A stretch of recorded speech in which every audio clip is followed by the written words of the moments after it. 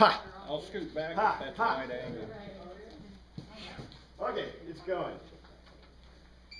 So we've been looking at the Psalms in Jewish practice. So we've talked about the Psalms. We've looked at how the Psalms are put together. We've seen. Let's see. What have we seen? We started with, for example, we talked about subscriptions to the Psalms. These Psalms. We're going to be looking at the 114th and the 115th Psalm today specifically. Are there any subscriptions in any of your OT documents? No. You know, because remember what we talked about. You might find them, you might not find them. Why? They're all added. They're all added after. They're added at some point between the time at which the Psalms were written and the time at which they were published in the Septuagint, or they were retranslated in the Septuagint in Greek. And as you remember, we've talked about this before. The word psalm is a Greek word, P-S-A-L-M-O-I, psalmoi, which we call psalm in English, but it's Greek. It's not Hebrew. Just like in Hebrew, synagogue is Greek, and it's not a Hebrew word, it's a borrowed word. And likewise, in Greek, amen is a Hebrew word, which we'll talk about, not today, I don't think, but amen is a word from Hebrew that's a borrowed word. It's very interesting, isn't it? The Greek has a lot of borrowed Hebrew words, and Hebrew has an extensive number, well, not Hebrew per se, but the specific words that are used in Jewish thought or in Hebraic thought are Greek. But in any case, the subscriptions, and also we talked about how the subscriptions, if it says, for example, a psalm of Moses,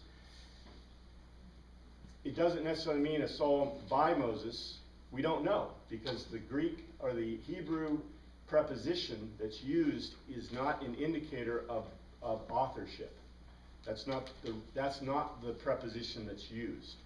So when it says that it's by, for example, a psalm of David doesn't necessarily mean it was written by David. It means that it could mean it was written by David, but it also could mean that it was written about David, etc., etc. And so what we've been looking at as we look at the cultural, the historical, the social indicators in each of the Psalms so that we can tell something about it. We've also talked about the nature of Hebrew poetry, that it's not rhythmic, it's not a rhyming scheme, it's not a, what's the word I'm looking for? It's not a meter. There is no meter. That it is based in intellectual. So it is always parallelism. And we've talked about the different types of parallelism. And also we talked about the nature of Hebrew writing, ancient Hebrew writing specifically, so that it's always synopsis body. So you have synopsis body, that's the way you expect it. So as we've looked at each of these psalms, we see that we take them apart by seeing the historical indicators, the cultural indicators. We look at synopsis body, and you can actually understand what they're saying, right?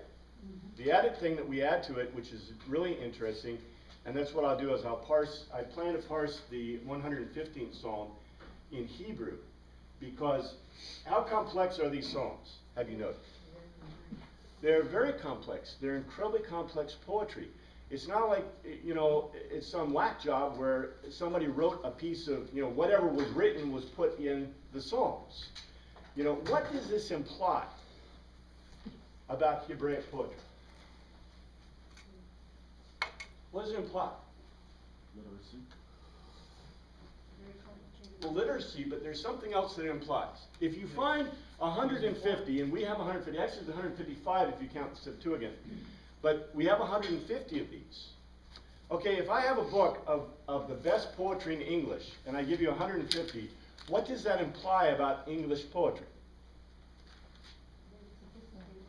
There's a lot more of it. There's a lot more of it. Yeah, yeah. That wasn't what?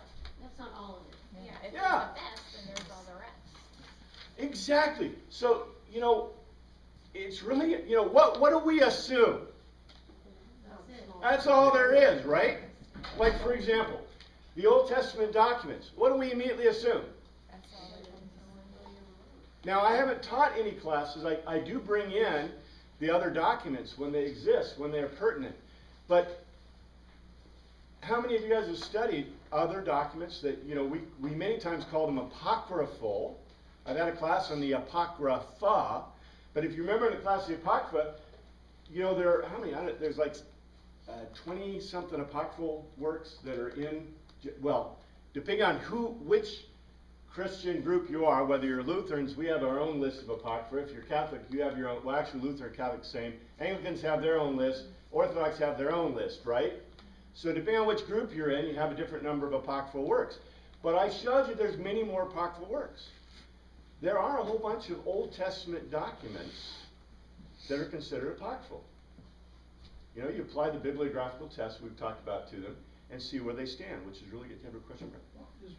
Are there non-religious books or documents written in Hebrew? Oh, yeah. Oh, yeah. And, as a matter of fact, the Dead Sea Scrolls are, you know, Nag Hammadi documents, Dead Sea Scrolls are all evidences of those documents. And also, if you remember the apocryphal works, you know, depending on where you want to put them, you know, Daniel, Susanna and Daniel, or Daniel, Bell and the Snake, you know, the Catholic Church and the Anglican Church to a degree and the Orthodox Church hold those to be inspired works, okay, and the Septuagint translators did too, okay. The people who don't hold them to be inspired, we don't hold them to be inspired per se. Okay, it depends, you know, and Martin Luther didn't think that James, Hebrews, Revelation, Jude, there's another one too. There was, huh? 2 Peter, yeah, 2 Peter.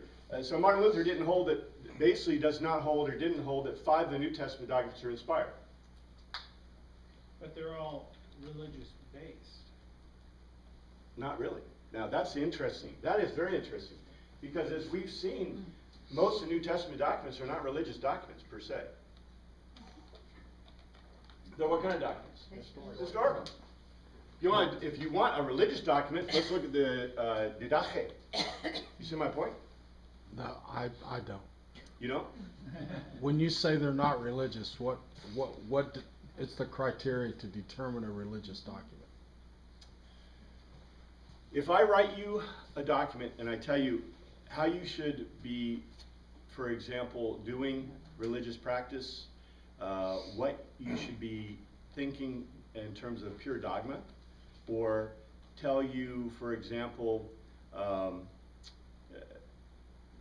what you should be doing specifically, and I specifically say this is, you know, this is the way that you, for example, should run your religious ceremonies or whatever you're doing. That would be, or if I give you a list of spells or a list of hymns, a whole bunch of hymns. I say these are the hymns, this is the way you ought to sing, this is what you ought to be doing. That would be a religious document. You know, the Book of the Dead is a religious document by the But the life and story of the founder of the Christian church is not a religious document? Okay, the life and story of Julius Caesar. Is that a religious document? Did Julius Caesar found the Christian church? No, but he did call him to be God. Well, Julius Caesar called a lot of people to be God. So it's a religious book. But How about Christ's teaching through those books in the New Testament, especially The apostles, like Paul said, do this and that. Are those not worship. connotated in your definition of religious? They're general ways to live.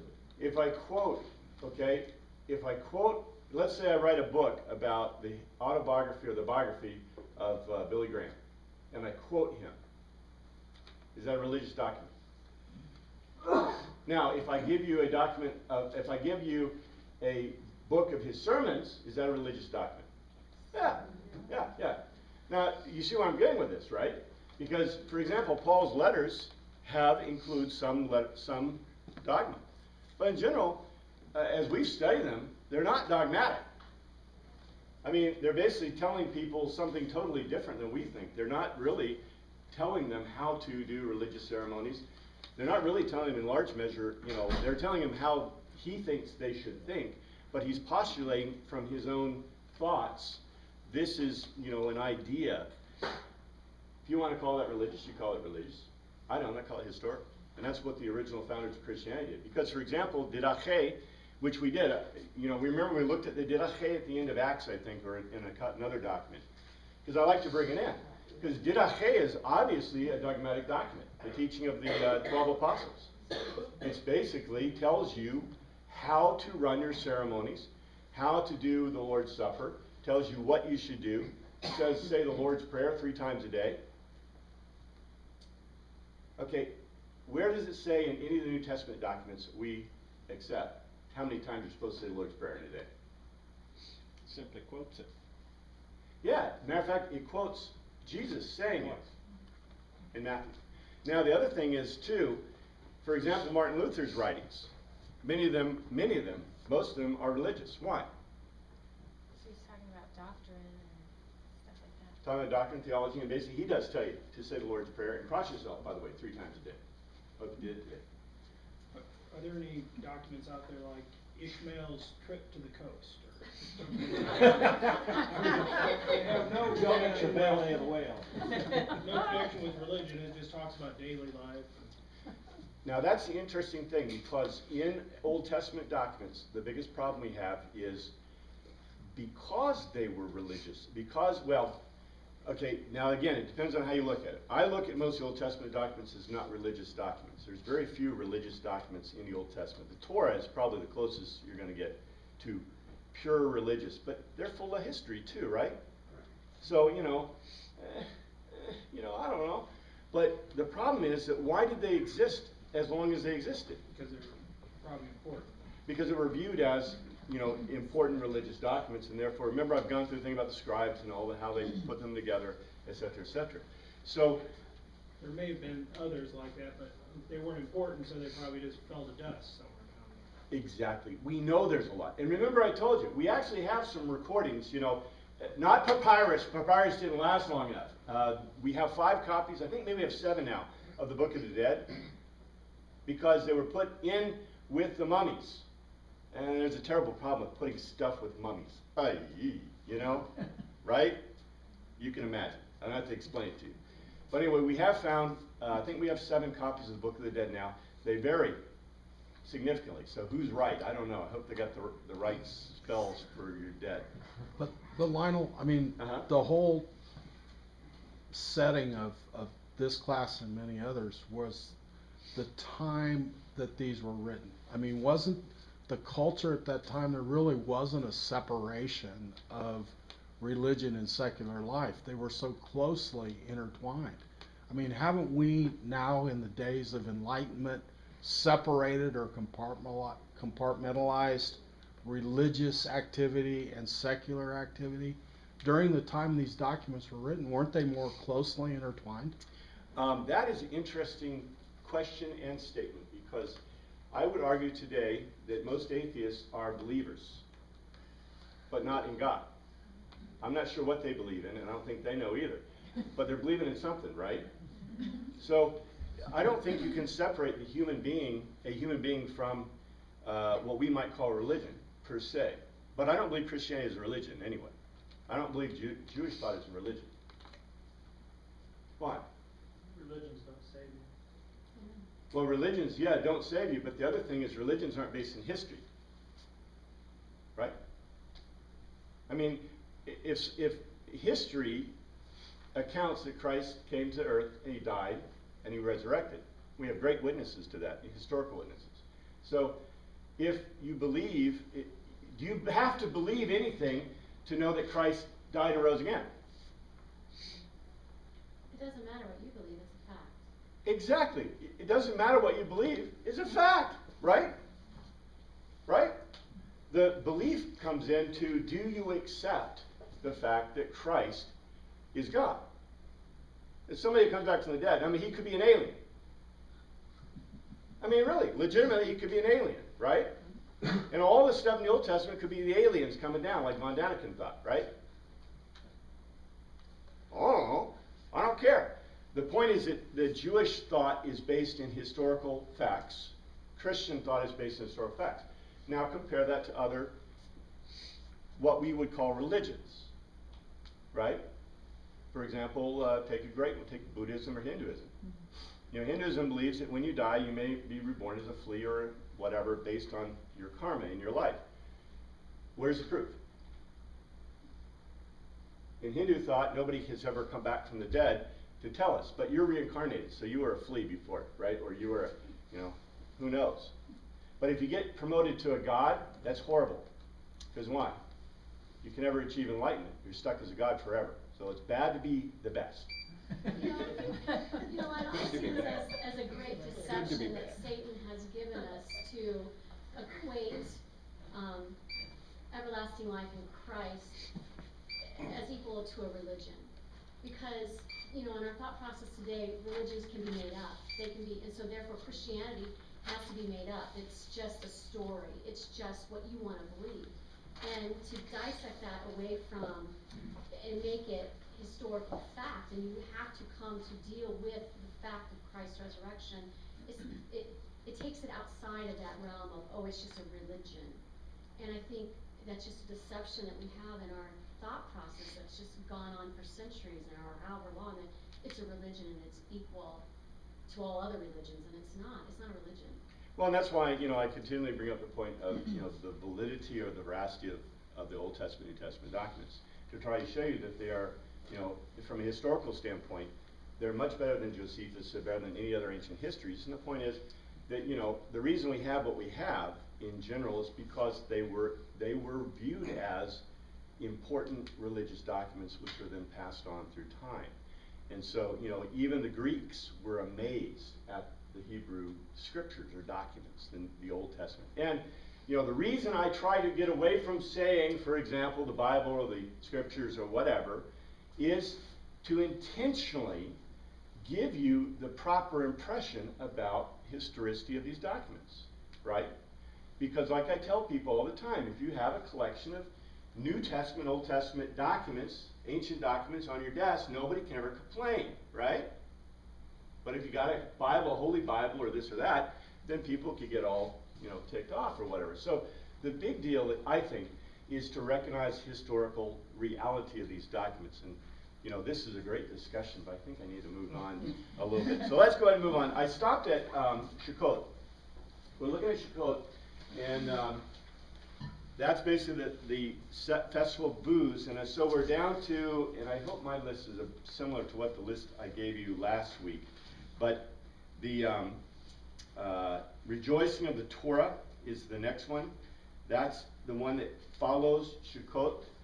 And this is, you know, I've got it listed in that for you. You read the last portion of the Torah. I haven't gotten into specifically the parts, but remember, and I can't go back over it, but I wish I should. I will eventually. I go back over about Sukkot, because Sukkot is one of the most important festivals, and it's tied directly to the Hallel, which is what we've been looking at in the Psalms themselves. The next one after that is Hanukkah. Now, Hanukkah is not just like the one I just mentioned, which is Sheminat Torah, the Torah. This is not this is not from the Old Testament documents. Anybody want to tell me, where does Hanukkah come from? Maccabees, which if you were in the Apocrypha class, you got the Maccabees, yay! And you should have the Maccabees because it was in everybody's Bible until 1823. Then we got cheat. And then we got cheated by cheat. But now it's back in. So theoretically, the British Bible Society has said that the Apocrypha documents can be put back in because they took them out for cost reasons, not theological reasons. And Martin Luther wanted you to read them. So Martin Luther says it's okay, right? Not necessarily. Yeah. We won't get into that, but okay. In any case, Hanukkah comes out of the Maccabean period, basically 175 BC, when they retook the temple and purified it after the abomination of desecration, which I've discussed before. I guess I'll get into a little detail. The abomination of desecration was when, I should do this because even though I'm taking time and I'm going to go slowly through these, I've got booked a lot of time for doing this. So that's okay. All right, here is the temple. Where's the altar? Outside? Inside. All right. Now here's a Greek temple. Where's the altar? All right. So where do they slaughter animals? They slaughter animals on the altar, or at the altar, and they burn them. Okay, or they cook them actually. They cook them. The point of killing the animals is to cook and eat them. Okay, that's what you do. I don't care whether you're sacrificing the Greek gods or you're sacrificing Jehovah. You eat the sacrifice. There are some sacrifices which are not eaten. They're very specific. Remember, there's 5 sacrifices in Great Thought. 1, 2, 3, 4, and 5. You have the ascension sacrifice. You have the sin, the guilt. These are similar. You have the priests, and you have the thanksgiving. The ascension sacrifice is a Holocaust sacrifice. It's totally wiped. The sin and guilt sacrifice is semi-Holocaust, so most of it's burned up, but you give parts to the priest. The priest sacrifice is eaten by the priest. It's grain. It's the only grain sacrifice. Grain. And then the Thanksgiving sacrifice, who eats it? Everybody eats it. And so this is done for everyone at once a day, according to Josephus. We think that's correct. This is done only for sin or guilt. This is done whenever the priest does his thing. And this is done all the time, because this is the tithe. Remember the tithe? That's the Thanksgiving sacrifice, guys. And what did you do with the tithe? Who took the tithe? What did you do with it? You ate it. The tithe is always eaten. Some of it goes to the priest, a small portion, but the tithe is always eaten by the people. That's the lesson of Malachi. So, in any case, the Thanksgiving sacrifice, the tithe is always eaten. That's the way it goes. Now, in a Greek temple, they say they have different types of sacrifices. They're not quite as directed like this. But when you do the sacrifice in Greek, what do you do with the sacrifice? You eat it. That's the way you eat meat in the ancient world. How many times you get to eat meat a year? About 6 times a year in the basic Hebrew calendar. About 10 to 12, depending on which state you're in, if you're Attica or Thebes, you know. So you get to eat meat 10 to 12 times a year. That's really special, isn't it? That's why it's epithumia. You salivate when you smell the sacrifice of cooking, because it's cooking. Now, what do I never, ever bring into a Greek temple? Blood or dead animals. Ever. Okay? Don't do it. Especially blood. Now, in some temples, you know, you feed the god, like in Egyptian temples. So what do you bring to the god? Prepared food. Prepared food, without the blood in it. Because the blood represents life. Now, what did they do in the Hebraic thought? First of all, they have a wall around the temple. And within that wall, the altar is. So therefore, where's the temple? It's the whole thing, right? By the way, that's what it says about the tabernacle and the temple. So where do I slaughter the animals? Inside the temple. And then where do I take the blood?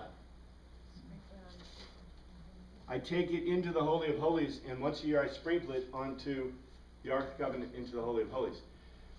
This is an abomination to the Greeks and to most ancient people. This is a horrible abomination. Okay? Would this bother a Hebrew? Not really. It's worshiping a false god, right? Or another god, or whatever. Who cares, right? But this really bothers the Greeks. Oh boy, this bothers Greeks.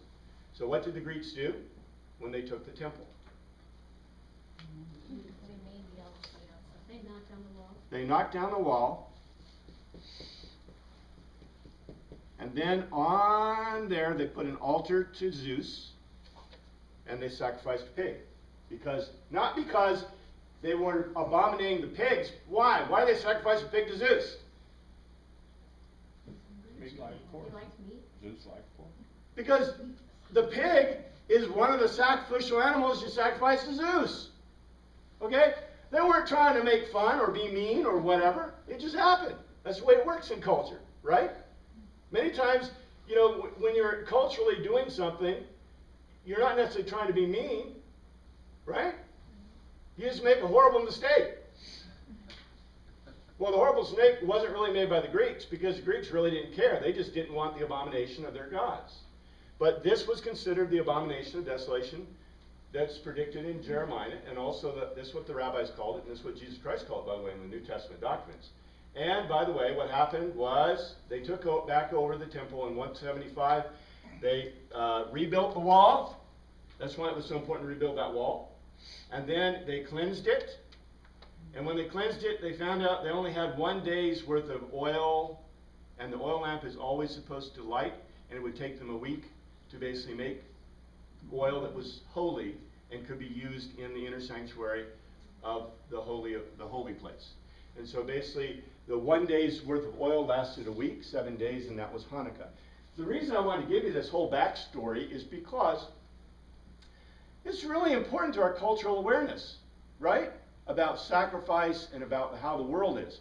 Because how do we want to always see the world? There's the good guys and there's the bad guys, and the bad guys are always doing the bad stuff, and the good guys are always doing the good stuff, right? Okay? And the world ain't that way. Ever. Never ever in history. People don't do bad things necessarily. You know, people do bad things, right? They do it. Usually have a reason for doing it. But they aren't doing it because they think they're bad. You know, this is the teaching of the Catholic Church, which is really cool. The Catholic Church says no person does anything wrong on their own violation. In other words, no one believes that what they're doing is wrong. Hitler didn't believe he was doing wrong things. He thought he was doing good. That's the problem with man, right? And that is historical thought, but it's also theological thought, so you can pin it down if you want, right? But you see the point. So it's very important to note culturally, because this is what we're going to continually see. Now let's see, do I have time for another one? The minor feast, the siege of Jerusalem, outlined in 2 Kings, the 10th of Tevet. I think we've got that. I'm going to go through just a couple of these. Tu B'Shvat, the New Year of the Trees. This is basically the dried fruits and nuts. The New Year for trees is in the Mishnah. This is not Old Testament, you know, based. By the way, the one in Kings is just Kings based. It's not the Torah based one. And by the way, why do you think they added all these? Why would you want to add all these festivals? To attract people, They don't claim that God told them to add these festivals. Why? Why would you want to add festivals? to attract people to your religion. To remember and celebrate the things that happen. To remember or celebrate, I'll give you that, but okay. So they could eat meat more often. So they can eat meat more often, guys! Bingo!